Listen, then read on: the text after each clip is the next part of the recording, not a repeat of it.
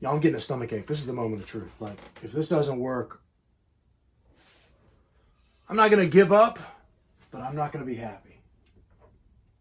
I am on a mission to record a 5-song EP using an old Tascam 424 Mark II Porta Studio. I know there are a lot of people who think that that's a silly decision because cassette tape was long ago superseded by digital and may never have been a worthwhile medium for recording. And if you feel that way, of course, that's fine. I like recording with devices like this one and other substandard devices for reasons that I've gotten into in other videos and I won't dwell on here. But every decision has trade-offs, and in this particular session, I have dealt with some of the complications associated with recording to cassette tape, including most recently some unexpected and frustrating sonic effects like muffled EQ and pitch wobble that I think are ultimately attributable to the specific Type 2 cassette tapes that I was using. These are 60-minute tapes made by Maxell, and whether it's the result of this particular type or brand of tape or just overuse of the tape, I've come to believe that these particular tapes are the source of my sonic problems. And here's why. These are just a few of the probably 20 Q-tips that I used last week when I was trying to record vocals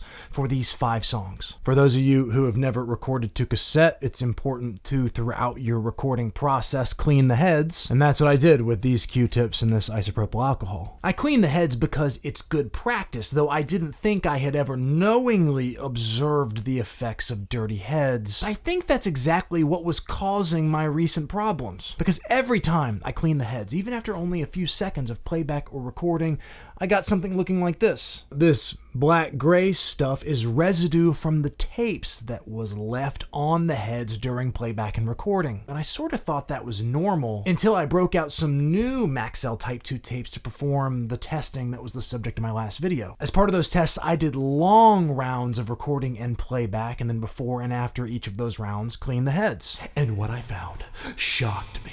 Nothing.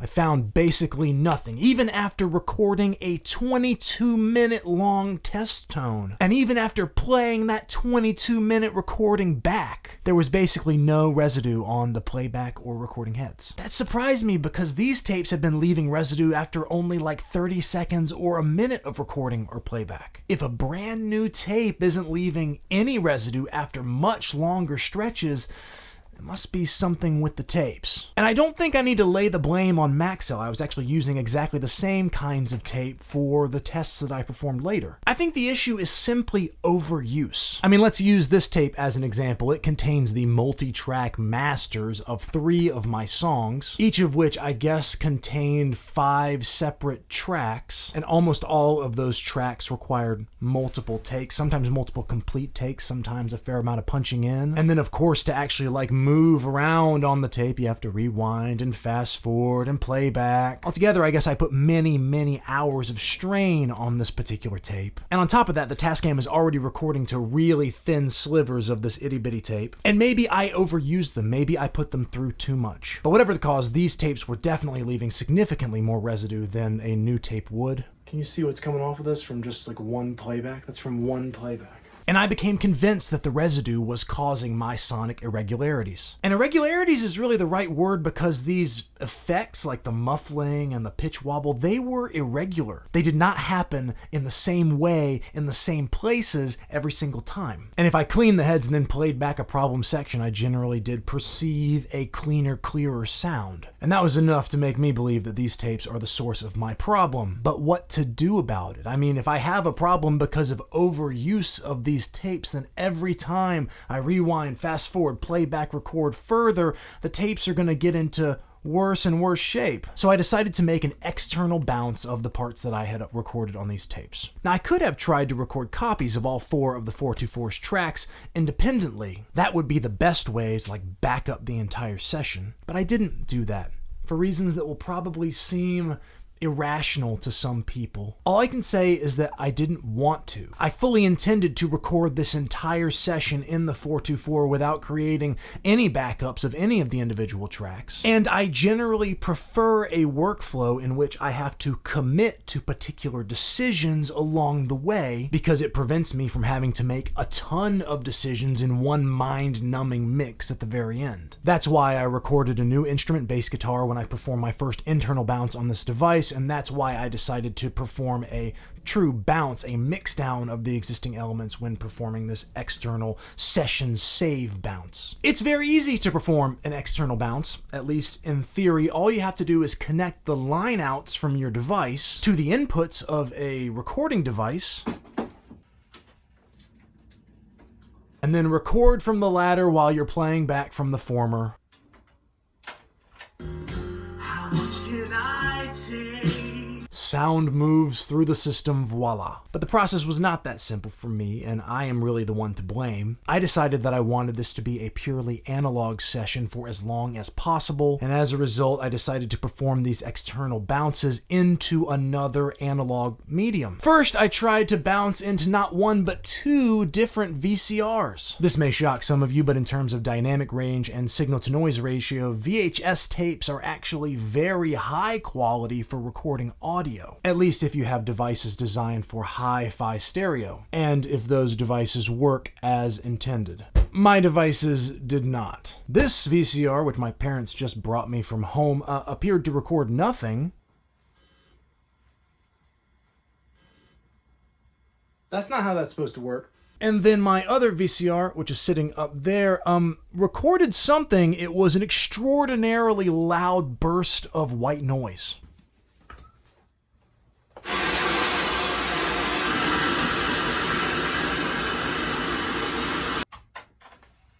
I guess that's not gonna work either, huh? That was especially annoying because I've already performed some recording tests with that device. I expected it to work and it did not. I will troubleshoot that another time. The failure of those devices left me with really only one option, and that was to bounce these sounds onto another cassette tape. So I grabbed another Maxell Type 2 cassette tape and stuck it into this JVC tape deck. All right. Why don't we try this? It's a deck I've used before. I actually used it sort of to mix down and master all of the songs on this album called Inside Joke. The songs on that album kind of sound terrible, but it's intentional. It's not because of some problem with this device. And fortunately, in this use case, it actually worked. Sort of. As I recorded with this device, I thought that the left VU meter was broken, but actually it just wasn't recording any sound to the left channel, meaning that it was only really recording in mono. I thought this VU meter was broken, but it was really only recording in one side. But it did record. And the whole thing was in mono anyway. So maybe I don't care. Fortunately, that's fine for me in this situation because the session I have so far is only in mono. Rather than trying to find another device that might work to receive these bounces, I decided just to work with it. And I have since bounced all 5 of my songs down onto this cassette. That process probably sounds a little bit stressful, and it was, but the flip side of stress is often excitement. And there was a lot of excitement. I was thrilled when I finally performed a bounce to this device, and my excitement ballooned again each time I successfully mixed and bounced down a song. I'd play back the results really looking for problems and would in fact think, wow, this actually sounds really great. Through, I guess, just like constant cleaning of the tape heads in the 424, I was able to capture, I think, pretty clean versions of the tracks on these tapes. And in doing so, I really felt like I rescued those tracks. There was really only one song where I felt like I couldn't overcome all of the muffling. I guess after 3.5 or 4 minutes of playback, there was just too much residue on the playback head. But I did my best. I tried to adjust the faders pretty aggressively so that you could at least still clearly hear the vocal. And I'm hoping that after I add a few more sounds to the mix, the finished product will sound good, even if it's not perfect. And that's the real goal. I'm not delusional. I know I'm not going to make something that sounds professional using a 30-year-old cassette Portastudio. But I love using this device. I love the workflow that it dictates. I love playing into the things that it does well. And on some level, I even enjoy facing and overcoming the challenges that it presents. That whole process feels like an adventure to me. And at the end, when I hold up a tape that has all of the sounds of all 5 of these songs on it, I'm going to feel a degree of fulfillment and pride that I don't think I would feel if I was using another device. I hope you're happy, having spent some amount of your precious life force watching this video. As always, thank you so much for your time. Let me know what you think about all this in the comments, but otherwise, take care of yourselves, and I'll see you around.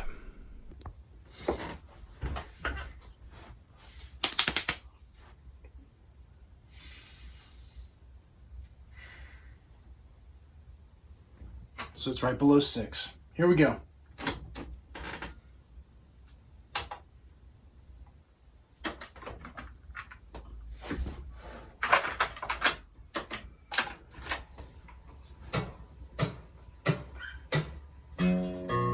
Left my suitcase for the summer.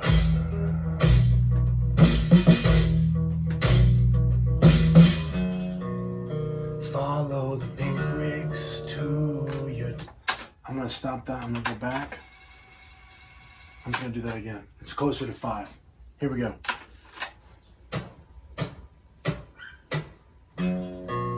Left my suitcase for the summer.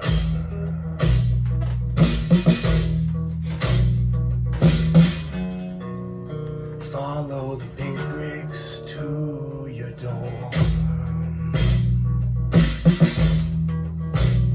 We coax the breeze that blows every autumn, and we float like leaves into each other. Alright, we're gonna do this again. Fuck. Oops. I'm gonna swab it again.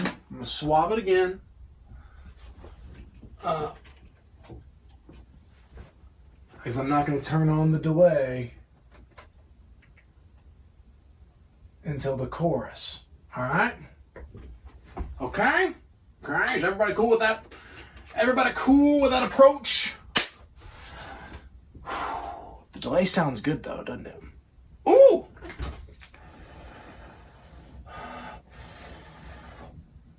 Alright, so the level goes at like 5. I just don't want to overdo it with the vocal volume. Alright. Here we go.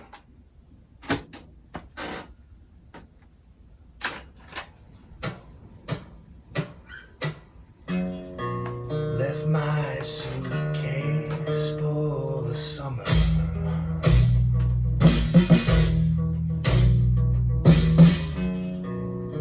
Follow the pink bricks to your door. We coax the breeze that blows every autumn, and we float like leaves into each other's arms. Whoa, when the lights go on. Whoa, we're flickering on. Matches cover the floor, and we burn like we've never blown it before. Your hair is still wet when I hug you.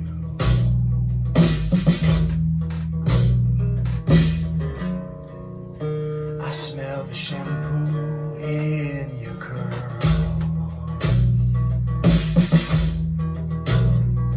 Coax the breeze that blows every autumn, and we float like leaves into each other's arms.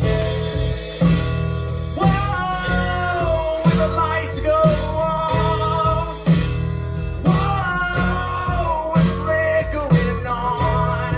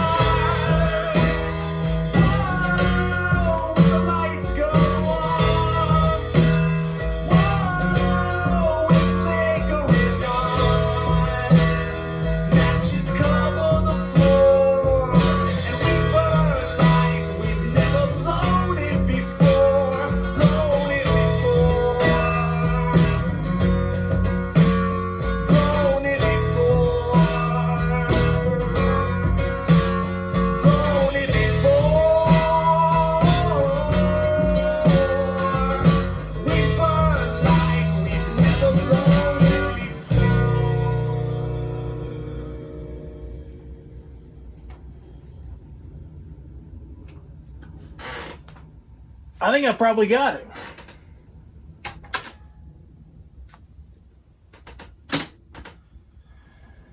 I guess we can just kind of play it back.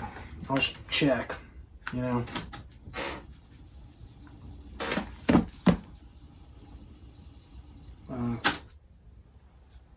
Let's take this out. Let's do a little swabby swab. Whoops.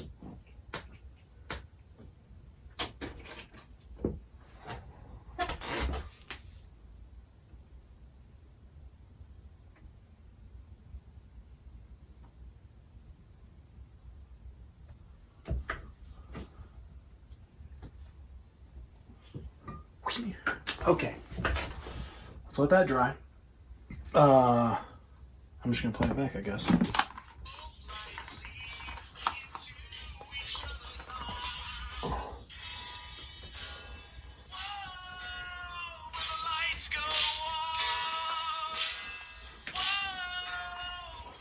Oh, actually, this is what I should do. Fuck. I've got... Wait. Do I have the right... Hold on a second.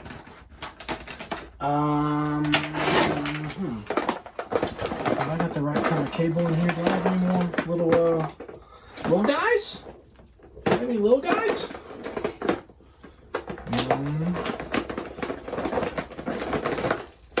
Oh, you know what? Oh, I just had it. Where'd it go? Where'd it go? No. Oh, I just had it. Is this it? Can't you tell I'm super organized? Okay. I don't need this one. Shit. Get out of here, headphones. I got you, little buddy. I got you. All right, hold up.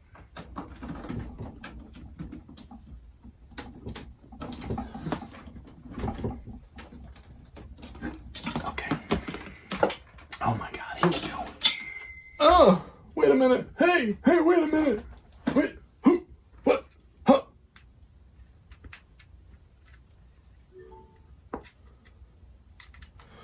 What in the actual fuck is going on?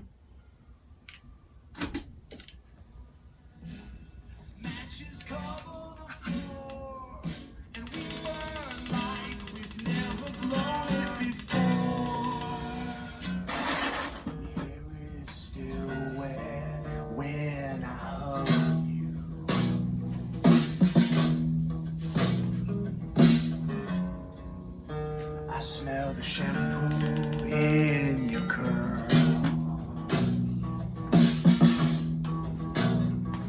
Coax your breeze, it blows every autumn, and we float like leaves into each other's arms. Whoa, when the lights go off. Whoa, we're flickering on. Matches cover the floor, and we burn like we've never blown it before.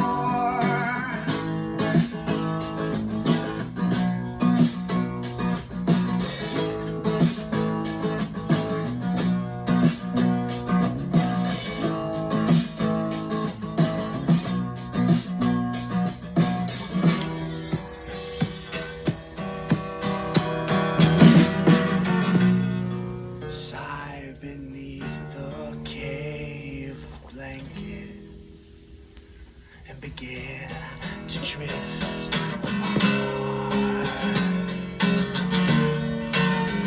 Drift apart, drift apart, drift apart.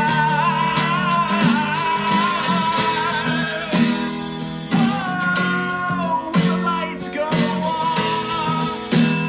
Whoa, we're flickering on.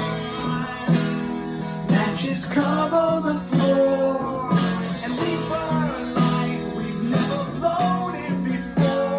Blown it before. Blown it before. Blown it before. We burn like we've never blown it before. All right.